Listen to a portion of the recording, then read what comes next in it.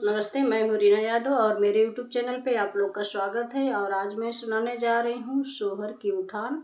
सुनिए और कमेंट के माध्यम से बताइए मेरा गीत कैसा लगा और लाइक शेयर जरूर करना।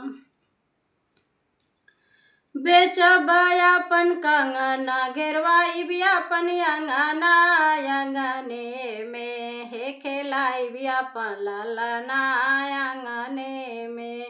बेचब अपन कंगना घेरवाई भी अपन अंगना अंगने में हे खेलाई भी अपन ललना अंगने में।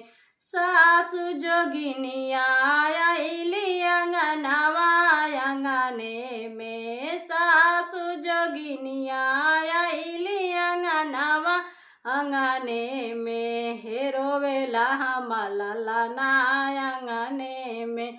हे रोवेला हमला ललना अंगने में। मम्मी सोहागिन आइनी अंगनवा अंगने में। मम्मी सोहागिन आइनी अंगनवा अंगने में हे हसेला हमला ललना अंगने में। हे हसेला हमला ललना अंगने में। बेचब अपन कंगना घेरवाई भी अपन अंगना अंगने में।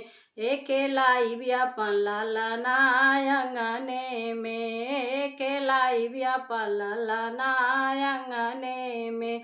जेठन जोगिनिया आइली अंगनवा अंगने में। जेठानी जोगिनिया आइली अंगनवा अंगने में हे रोवेला हमला ललना अंगने में। हे रोवेला हमला ललना अंगने में।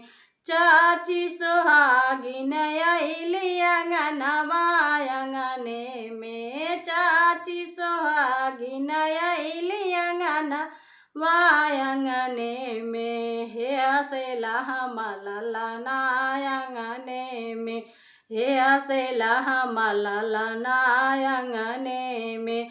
बेचब अपन कंगना घेरवाई भी अपन अंगना अंगने में। बेचब अपन कंगना घेरवाई भी अपन अंगना अंगने में हे रोवेला हमला ललना अंगने में। हे रोवेला हमला ललना अंगने में।